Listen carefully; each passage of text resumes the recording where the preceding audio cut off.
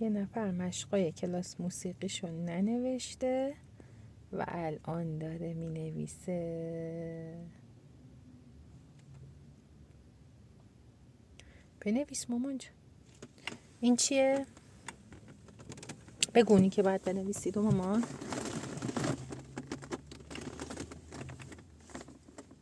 بگو. چاو چیم چیم چیم چیم چاو. درست نوشتی که، کاملا درسته. بغلش بنویس دیکته 2.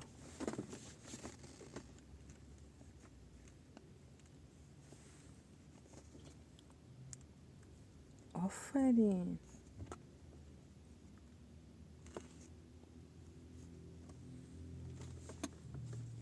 چند تا دیگه دیکته موند؟ 2 تا دیگه. آره. اولیش چی بود؟ چاو چیم چیم چیم چیم چاو چاو. آفرین. به نظرم عالیه تا همه اینجاشم. از استایلت راحتی دیگه؟ ناراحتی که نداری؟